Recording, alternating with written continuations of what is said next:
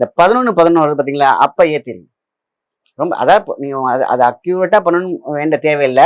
ஆனால் அக்யூரேட்டாக இன்னும் பண்ணலாம்னு நினச்சிங்கன்னா இந்த 11 அந்த இதை மட்டும் பண்ணாலே போதுமான விஷயம்தான். அற்புதம். எப்போல்லாம் 11 வருது? காலையில் 11 வரும், இல்லைன்னா நைட்டு 12 மணி முடியறதுக்கு முன்னாடி 11 வரும் இல்லையா? நீங்கள் அந்த நேரத்தில் கூட பண்ணலாம். காலையில் மிஸ் பண்ணீங்கன்னா நைட்டு, ஓகேங்களா? ரெண்டில் ஏதாவது இதில் நீ விளக்கி ஏற்றி சும்மா ஜஸ்ட் ஒரு 5 மினிட்ஸ் எரிஞ்சால் போதும், அதிகபட்சம் 10 நிமிஷம் எரிஞ்சால் போதும். அற்புதமான ஒரு விஷயம் உங்கள் வீட்டில் நடக்கும். கண்டிப்பாக கண்கூடாக பார்க்கலாம். அதனால தான் இது வந்து பார்த்தீங்கன்னா உங்களுக்கு இந்த பதிவு லேட்டாக வந்தாலும் நீங்கள் ஒரு வேலை எனக்கு ஐயோ இதில் முடிஞ்சிருச்சு, இந்த பதிவை நான் பார்க்காம விட்டேன்னா எவ்ரி சண்டே நீங்கள் அழகாக இந்த விளக்கை ஏற்றலாம். இது வந்து தொடர்ந்து ஞாயிற்றுக்கிழமை ஏற்றுங்க.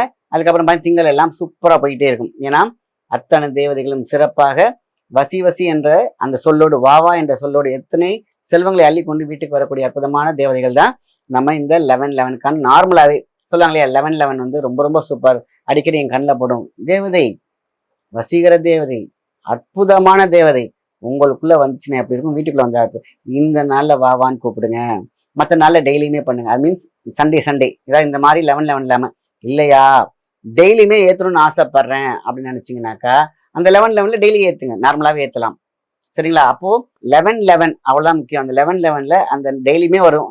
நைட்டு 11 வரும்.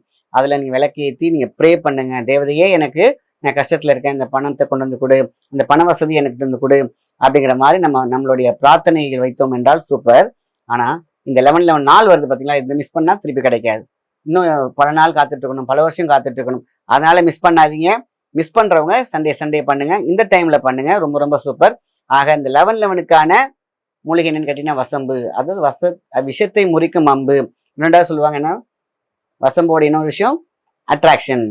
இன்னொரு பிரச்சனை எவ்வளோ பெரிய தீய சக்தியும் விரட்டும்.